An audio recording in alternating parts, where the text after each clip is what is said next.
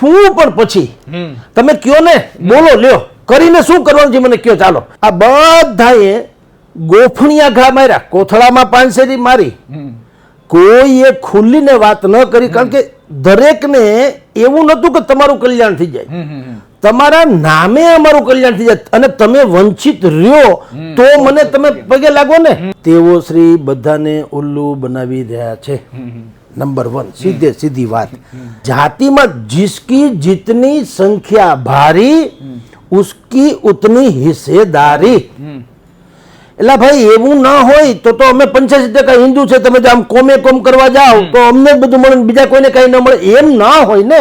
આનો શ્રેય કે અબજો કે જશ જે દેવો હોય તે પંજાબની આમ આદમી પાર્ટીને દેવો પડે.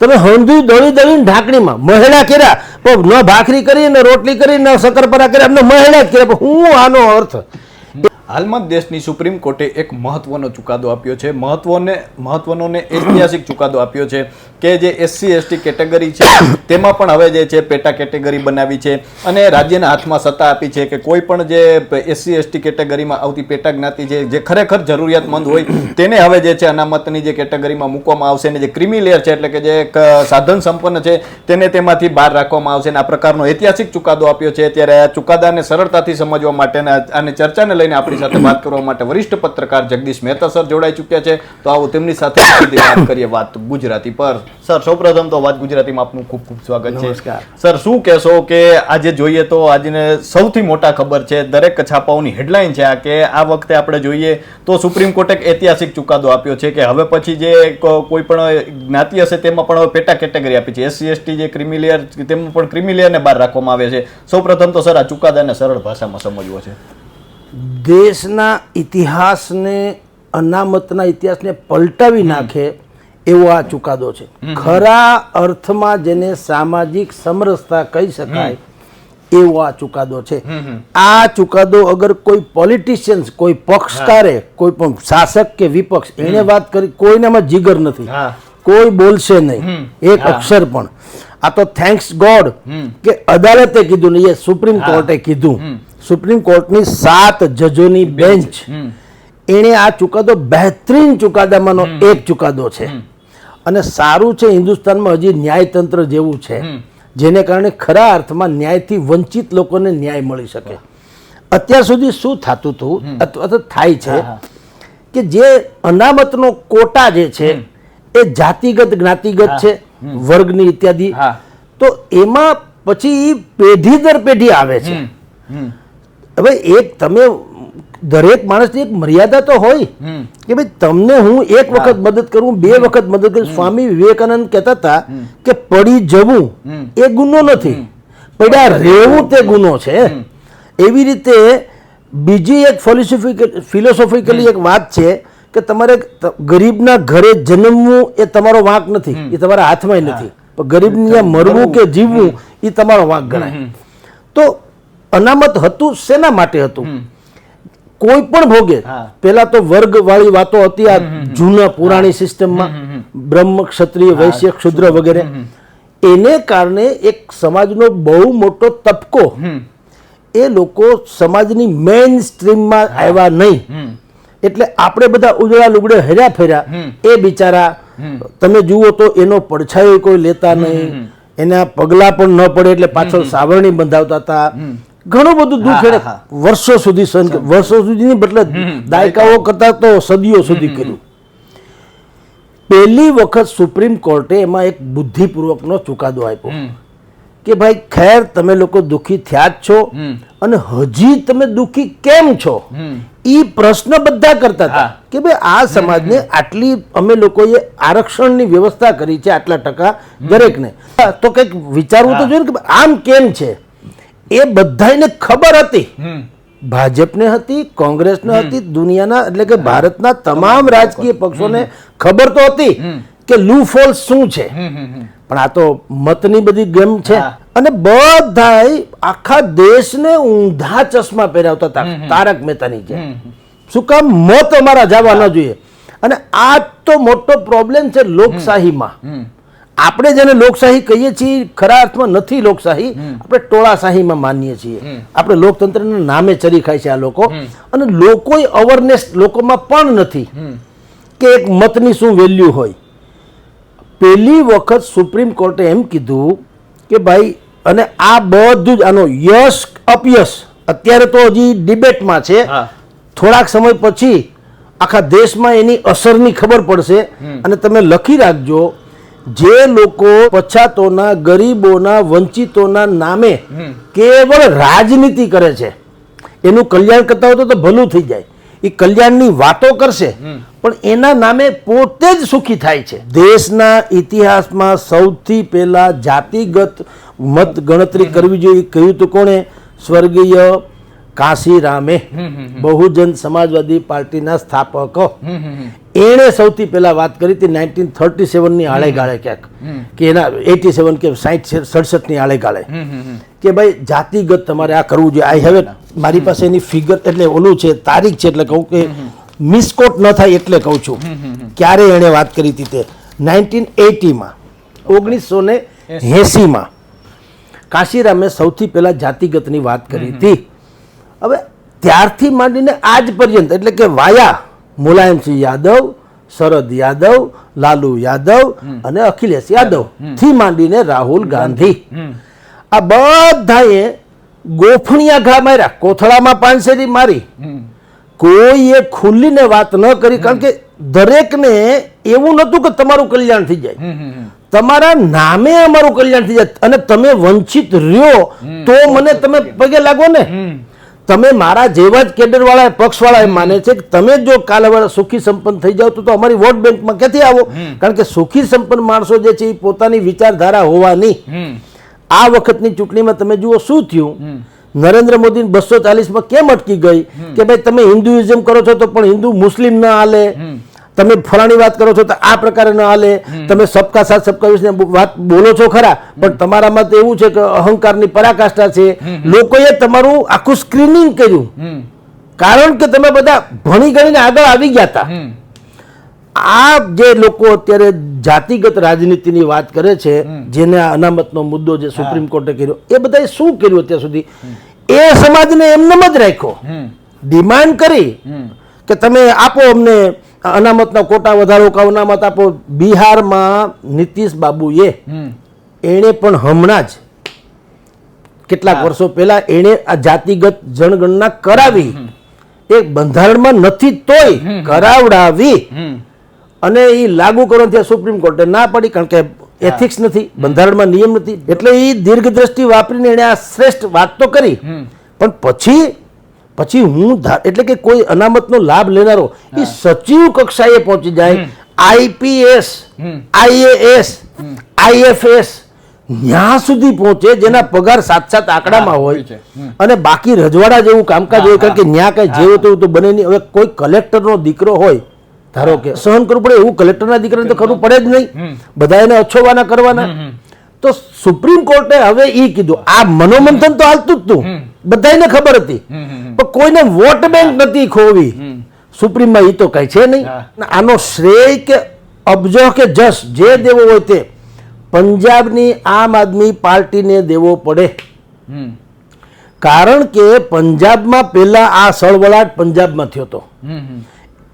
ભગવત માનની સરકાર પહેલાની, એણે એમ નક્કી કર્યું હતું કે આપણે ફલાણી કોમને પણ ઓબીસીની જેમ કે પછાતની જેમ આપણે એને અનામતનો લાભ આપવો. એની સામે એ લોકો સામે પાછા કોઈ કોર્ટમાં ગયા, એટલે પંજાબ હરિયાણા કોર્ટે એમ કીધું કે ભાઈ કોઈ પણ કોમ જે છે, જાતિ અમે જે નક્કી કરી હતી એની પેટા જાતિ જે છે એને તમે આમાં સમાવેશ કરી શકો નહીં.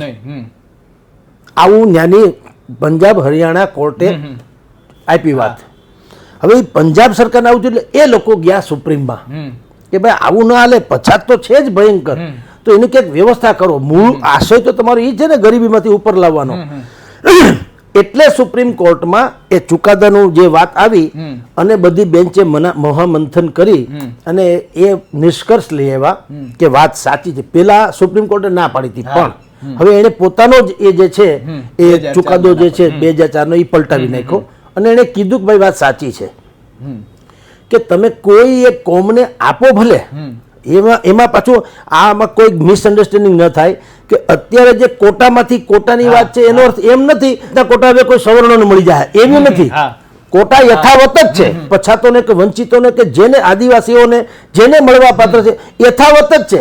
પણ હવે તમારામાં એટલે કે એ કોટામાં જે સુખી થઈ ગયા, હવે એને કે ભાઈ સાહેબ જગ્યા તો કરો. આપણે કોઈ મંદિરમાં દર્શન કરવા જાય, લાંબી લાઈન હોય, તમે ભગવાનની સામે ઉભા રહો, પછી કોક તો કે ને ભાઈ સાહેબ હવે આવો, અમારો વારો આવવા દો. તમે કરી લીધા ને દર્શન, ન કરાવો તો વાંધો નહીં, દર્શન તો કરી લીધા, તો હવે અમારો વારો.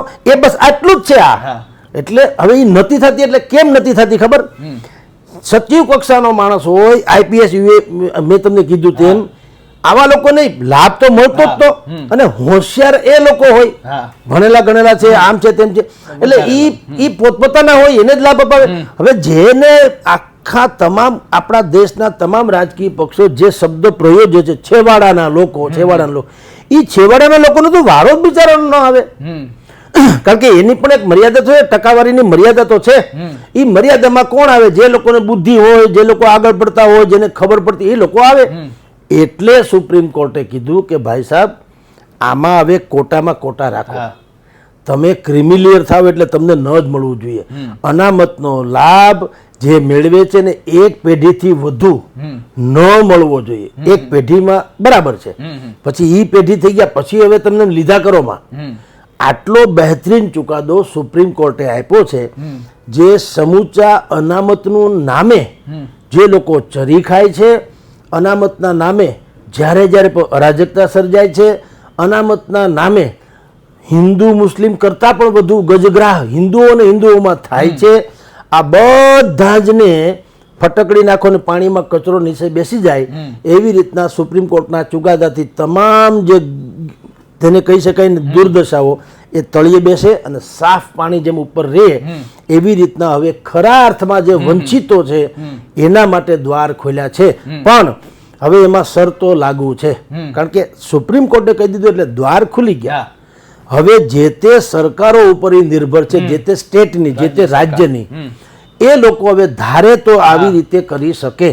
હવે એ કરે કે કેમ એ પછીનો પ્રશ્ન છે.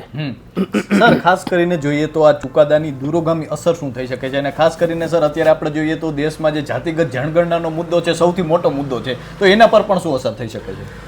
જુઓ, જે લોકો જાતિગત જનગણનાની વાત કરી રહ્યા છે તેઓ શ્રી બધાને ઉલ્લુ બનાવી રહ્યા છે.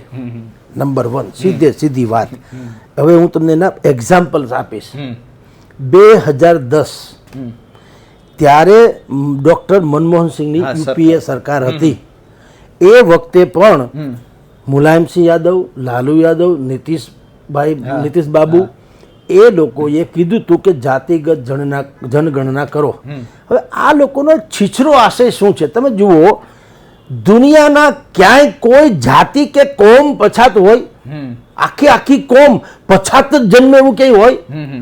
દરેક કોમમાં પછાત હોઈ શકે, એમાં જરાય ના નથી.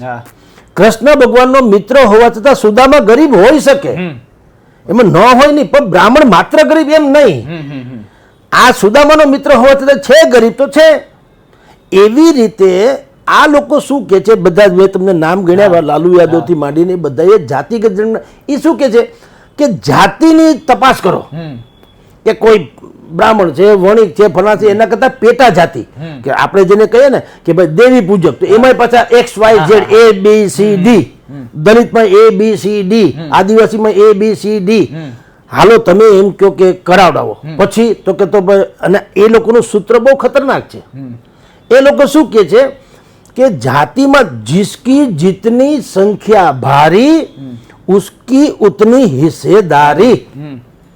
એટલે ભાઈ એવું ના હોય તો અમે 85% હિન્દુ છે, તમે આમ કોમે કોમ કરવા જાઓ તો અમને જ બધું મળે, બીજા કોઈને કઈ ન મળે, એમ ના હોય ને. સંખ્યા વધુ છે એમ ના હોય, સંખ્યા ભલે ગમે તેટલી હોય. દરેક બાબતમાં કડવા પાટીદારમાં ગરીબો છે, જૈનોમાં ગરીબો છે. આપણી છાપ શું છે? જૈનો એટલે સુખી, લેવા કે પાટીદાર કડવા એટલે સુખી, આપણે મારવાડી સુખી. ભાઈ એમાં દુખી છે લોકો, ખાવા ધાન નથી, એમાં એવા લોકો છે. તો તમે કોમને કોઈ આગળ કે પાછળ કોમને કહી શકાય નહીં. એટલે આ લોકોને તો ક્યાંય જોવું હતું. એ તો જાતિગતની વાત કરે એટલે શું થાય? ધારો કે હું અત્યારે જેમ કે બ્રાહ્મણ છું મને એમ કે ભાઈ તમે આ કેટેગરીમાં આવતા નથી, ફોર એક્ઝામ્પલ, દાખલા તરીકે, તો હવે હું એમાં પોઈન્ટ શોધું કઈ રીતે આવી શકાય, બરાબર, અને હું પણ ધોબી પછાડ કરું કે ફલાણા બ્રાહ્મણને તમે રાજગોર બ્રાહ્મણને લીધા, ઉનેવાળા બ્રાહ્મણને લીધા, ફલાણા બ્રાહ્મણને લીધા, ઓદીચે ઝાલાવાડીને લીધા, તો અમને શું કામ નહીં? એટલે આ થયો વિખવાદ. તો ઓદીચે ઝાલાવાડીનો ધારો કે હું વિરોધ કરતો, એ તો કે ને ભાઈ તમે તમારું સંભાળો, અમારે તો જો અમને મળીમાં તમને શું, આ થાય કે નહીં? આવી રીતે દરેક પેટા જ્ઞાતિઓમાં માથાકૂટ થયા વગર રે નહીં, કારણ કે દરેકને એમ છે કે અમારા લાભને ફલાણા ભાઈ અટકાવી રહ્યા છે. એટલે એ જાતિગત જનગણના કરીને આ લોકો એમ કે છે કે જીતકી જીતની સંખ્યા ભારી ઉસકી ઉતની હિસ્સેદારી. એટલે ભાઈ તમે કોઈ એક જ્ઞાતિમાં આટલા લોકો છે એટલે એને બધી યોજના આ રીતે આપવું એવું થોડું હોય. જયેશ રાદડિયા એ પણ કિસાન છે, ખેડૂત છે, તમારે એને મદદ કરવી જરૂરી ગણાય એમ કહું છું. આપણા વાચકો કે આપણા જે દર્શકો સમજી શકે એટલે કહું છું, આ એક્ઝામ્પલ છે, ભગવાન એને 100 ગણું આપે, પણ એને તમારે ક્યાં મદદ કરવાની જરૂર છે? ને તો એ ખેડૂત જ છે.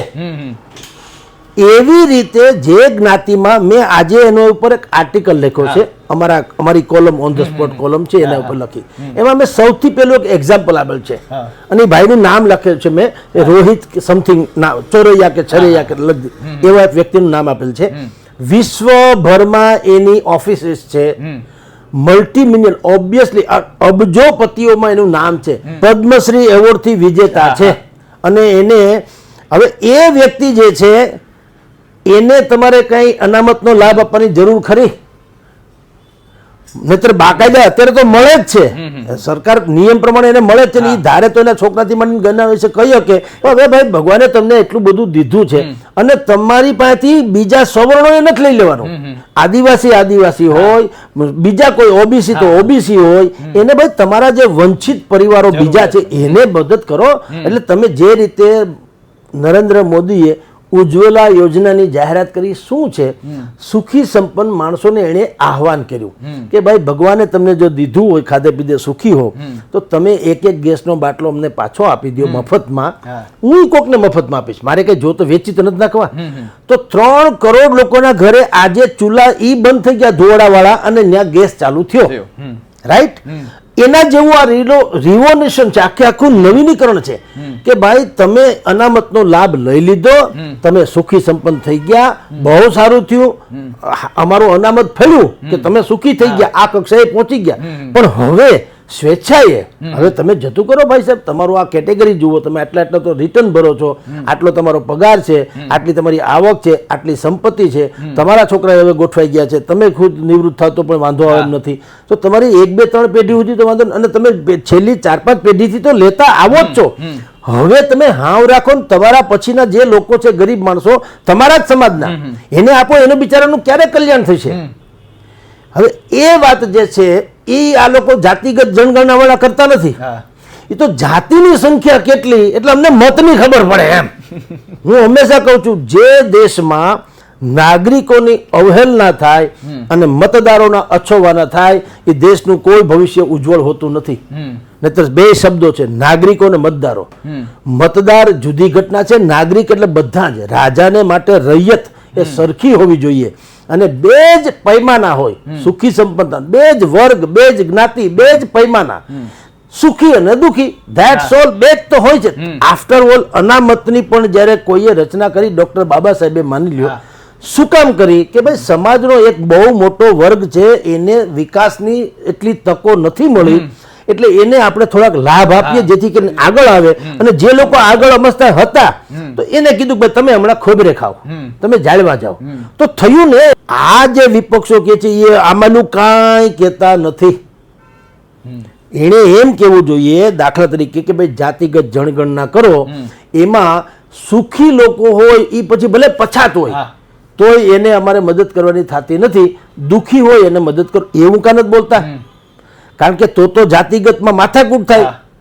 અને આ જ રાહુલ ગાંધી, તમે કલ્પના કરો કે મેં કીધું ડોક્ટર મનમોહન સિંહની સરકારે 2010માં આવું કરાવ્યું હતું, કા રિપોર્ટ બહાર નથી પાડ્યો? નથી પાડ્યો. કરાવ્યું ડીંડક ઠમક ઠમક, એનો એક પણ આંકડો બહાર પાડ્યો નથી. કર્ણાટકમાં કોંગ્રેસની સરકાર છે, હા એણે પણ આવો ખેલ પાડ્યો, હમ જાતિગત જનગણના કરાવી, રિપોર્ટ નહીં બહાર પાડ્યો. ઝારખંડમાં છે, આવું જ થયું, રિપોર્ટ સોરી. હમ તો તમે કવાયત કરો છો, લાખો કરોડો રૂપિયા નાખી દો છો પ્રજાના ટેક્સના, પછી આઉટપુટ તો ક્યાંય નહીં. ક્યાં ગયા તને ક્યાંય નહીં, એનો શું મતલબ? જેલા ટ્રેક ઉપર ચાલવાનું હોય ને મશીનમાં, આપણે હા. કવાયત કરીએ છીએ કસરતના જીમમાં, એ તમે હાલો કેટલું 2 કિલોમીટર પર, તમે ન્યા જુઓ, તમે ભલે ને 2 કિલોમીટર હાલો પણ હોય ન્યા, તમે અહીંથી બહાર જ નથી નીકળી શકતા. તમે એમ કહો કે 3-4 કિલોમીટર હાલો, આ રહ્યો આમનમ, આ એના જેવું છે. તમે હંધું દળી દળીને ઢાંકણીમાં મહેડા કર્યા, પણ ન ભાખરી કરી ને રોટલી કરી ને શક્કરપારા કર્યા, અમને મહેડા જ કર્યા. હું આનો અર્થ એટલે તમને કહું છું કે એની દાનત સારી નથી. અને જો જાતિગત વાળી વાત તમે કરશો એ તો ઉંબાડિયું જ છે બાકાયદા.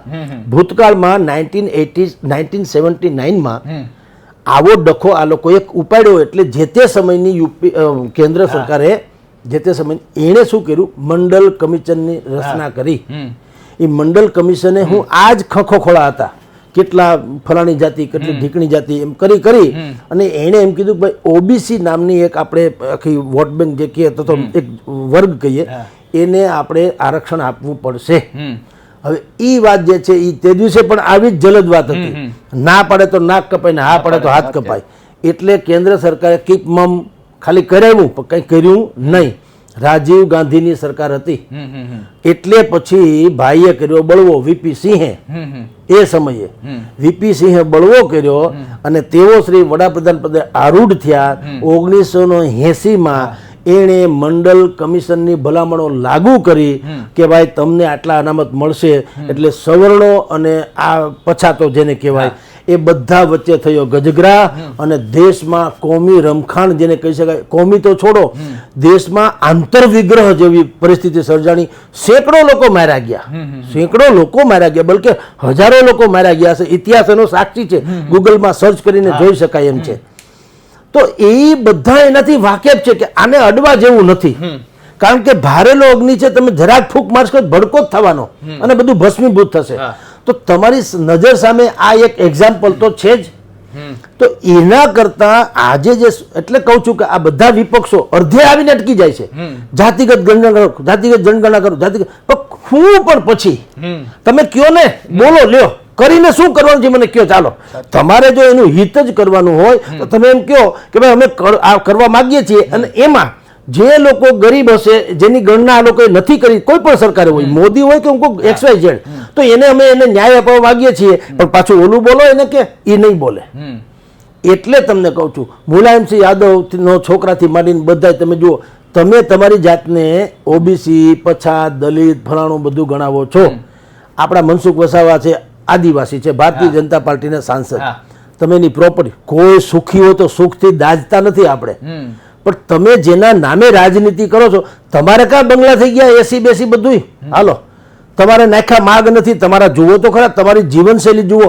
હેમંત સોરેન ઝારખંડના ચીફ મિનિસ્ટર હતા, જેલમાંથી હમણાં રિટર્ન આવ્યા તે, તમે એના બંગલા જુઓ, ગાડીઓ જુઓ, એની રહેણી કણી જુઓ, તો એ કઈ અમારી જલન છે એમ નથી કહેતો, પણ તમે સુખી થાવ ને અમારા ગામડાના ગરીબા સુખી નથી થતો. હું એમ કહું, તમને એવા કયા બેનિફિટ મળી જાય છે કે તમારે નાખ્યા માગ નથી, અને ઓલો બિચારો હજી એમને ઝાડુ જ વેડા કરે છે, એના છોકરાને કોઈ પૂછનારું નથી, એને બીજો હાડલો બદલાવા નથી, તો એની હાલત આઝાદીના 75 વર્ષ પછી હજી શું કામ? તો તમારી આ રાજનીતિ છે તમને ફળી, પ્રજાને તો ફળી નથી. એટલે કહું છું કે આ બધા અર્ધે આવીને અટકી જાય છે. એ બધાને આજે સુપ્રીમ કોર્ટે આમ જુઓ તો લપડાક મારી છે.